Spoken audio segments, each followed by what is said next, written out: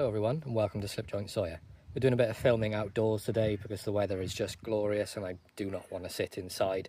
So apologies if there's any little bit of wind noise, animal noises, all that sort of stuff, and my sticker's blown away because it's a little bit windy. But we're going to do a bit of a showcase on my Sheffield Stockmans. On a really big kick of these at the moment. I've managed to amass about, what have I got here, 7, and for the last sort of 7 to 9 days I've sort of carried a Sheffield Stockman in one way or another pretty much every day, and I just wanted to show off my collection of what I've managed to sort of accumulate really. So we're just going to jump straight into it, and the first one is going to use it as the first example because it doesn't actually say Sheffield on it, but everything about it screams Sheffield made pocket knife. So it's this here. You've got beautiful jigged bone, got that wonderful federal shield on there, brass liners, steel springs, I believe they're carbon steel, again that beautiful jigging on the back, and this one does have a nice little easy open for the spay blade. See the spay on there, and the brand of this is Westhill. Now what I found online, they are made in Sheffield, but I can't find too much about the brand at all, so if anyone knows anything about them or if they're not Sheffield made, please let me know. But to me it looks like a Sheffield made knife. This one's had a little bit of wear on the main blade, but it was, you know, loads of life left in it. It wasn't too far gone for me to pick up. And as you can hear, the snap on all these blades is absolutely fantastic. Wonderful little sheep's foot. And of course, you've seen the spay already. And all of these are the larger Stockmans. They're all roughly about 4 inches close length. Main blades sort of range from sort of 2.7 inches up to about 3.1 inches depending, but I'm more than happy to carry any of the ones with blade lengths that are a little bit too long. I'm not using this as anything dangerous. It's literally a tool for me, which is what all pocket knives should be, and there should be less sort of fear about them. Next up is one from Taylor's Eyewitness, and this is a pretty old one from what I can work out.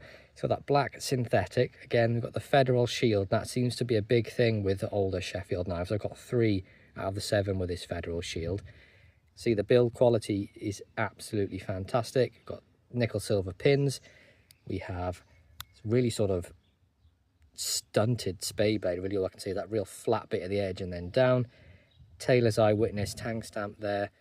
Beautiful action on that blade. Again, sheep's foot blade, wonderful action. Taylor's stamp on there as well. Loads of meat left on these, and the clip blade in this one again is the most used blade, but we do have the old style tang stamp on there, so you can see you've got Taylor, Sheffield, England. Beautiful clip point blade. Some of the belly's gone from sharpening, but there is so much life left on this. This is one of the ones I've carried a lot. I love it, and it's got a screaming edge on there. Beautiful carbon steel blade.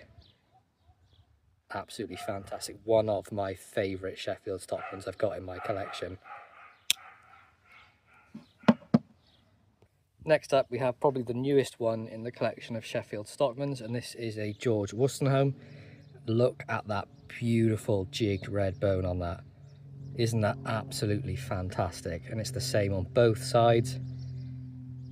Beautiful brass liners and stainless steel springs. Now this is the only one I actually have that is stainless steel. The rest of them are all carbon steel. Got beautiful clip point blade. You've got that George Worenhome stamp on there. Lovely long pull, a little bit of swedging at the top there. Just look at the profile of that knife. And you can see on the back here we have stainless steel. Sheep's foot blade as well, and the S designating stainless. Beautiful sheep's foot blade. A little bit lighter on the pulls on this one. And then the spay is probably the least attractive spay on all my Stockmans. Not a massive fan of this, but it doesn't put me off the knife. I'm not really going to use this blade if I'm honest. Maybe for package opening, but that's about it. Nice snap on that one. Pulls on this I'd say are about a 6. Probably the lightest pulls on the Stockmans I have in my collection. But I pretty much got it for the bone. I mean, look at that. Fit and finish is flawless as well. There is not a gap on the back of that. Next up, another one. This one is a bit of an odd one really. So this is in the most beautiful rosewood covers. I'm sure you'll agree that that looks absolutely fantastic. Beautiful brass liners and polished back springs, and again that rosa on the back looks absolutely fantastic. And you'll notice if I hold these two, get these two next to each other, they are very, very similar. So I believe this one on the left to be a Worenhome Stockman that someone has stamped with a Rogers stamp, because got it from the famous Sheffield shop. And Jane there, who runs the shop, very knowledgeable on all Sheffield knives, she's never seen a Rogers Stockman like this with that stamp. So I'm not entirely sure what's happened with that. Maybe it was made as a one-off in the factory, but it's a beautiful knife, and it's in carbon steel as well, which is absolutely fantastic. Nice full handful of a blade, a full working knife. These Stockmans, you're going to get full day done with these without any issues at all. Beautiful Star and Maltese cross stamp, Rogers underneath, beautiful long pull. Nice action on this, about 6.5 on all these blades. Nice little sheep's foot blade on there as well. Nice snap. And then again, the same spay that you get on the Worenhome Stockman, which is what leads us to believe that it's pretty much a like-for-like knife, maybe made by the same person and stamped wrong, or they stamped it as they were trying to make it for themselves. I'm not too sure. But it's a beautiful knife, and I'm glad to have it in my collection, and it's carbon steel, which is the best steel. I know a lot of you like stainless steel, but for me, I'm a massive carbon steel guy. If any knife I want to use, it's going to be carbon steel. Next up, this is one I got pretty recently, actually. Last time I went up to the Newark Antiques Fair. This is a Southern and Richardson nest knife. So it has these beautiful, absolutely beautiful, trying to get it to focus for you there on that wonderful sort of shield. The jigged bone is flawless, beautiful back springs. Absolutely love all this here. Look at that, the detail that goes into this knife is phenomenal. Beautiful pull on the blade. You can see we have Southern and Richardson on that mirror polished blade, which of course I've been using, so it's got quite a bit of patina on there, but I put a nice edge on it, and this is one of my favourite ones to use. Now, I use all of these a lot, but I'd say my most carried is probably this Taylor's, this Southern and Richardson here, and one of the last ones I've got to show you as well. But great fit and finish, and I'll show you what I mean by when I call it the nest knife. That is their sort of maker's mark / tang. You can see there it's a nest with some eggs in there. Beautiful sheep's foot blade as well. And spay blade on there too, which can be a bit of a pain to get to. So you got that nest on there too. Not too of an unattractive spay. It's, to be honest, for me with spays, I know I say I don't like them, but it's the longer ones I'm not a huge fan of. The smaller ones are not so bad. But nice action on all those blades. Nice pull on this main blade. It's definitely about a 7, 7.5. The other blades being about a 6.5, maybe a 7 at a push. It's the Southern and Richardson. Now this one is another one I picked up the same time as I picked up this one, and this is a William Rogers Stockman with a beautiful pocket worn bone. Got that sort of like oval bar shield on there. Beautiful fit and finish.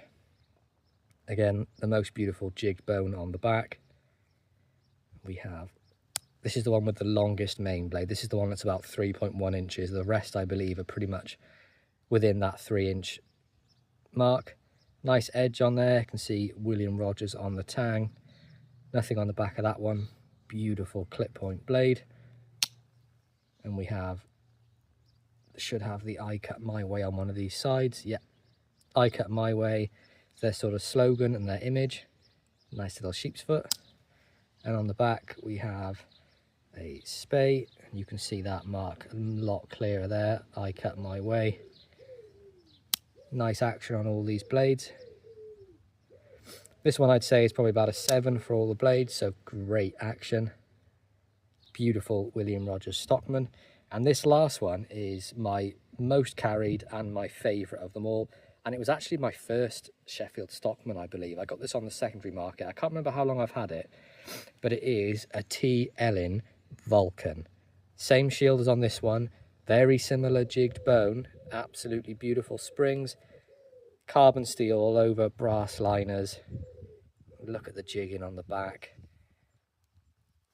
This one has the most attractive spay blade I think I've seen, which pretty much looks like a small sod buster.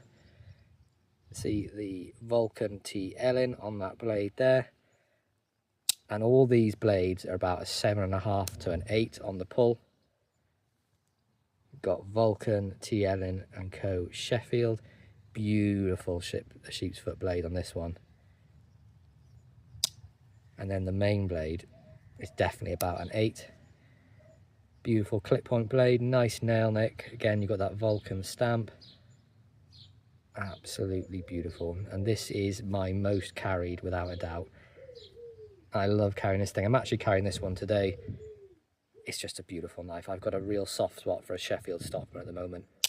I just think they're such a great knife. And with it being a Stockman, even if it's not got the best steel, you get 3 full blades. You're definitely going to last a full day without any issues whatsoever.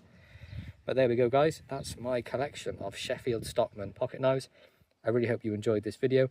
Please be sure to like, subscribe, and ring that bell for notifications. And I'll catch you guys in the next one. Peace out.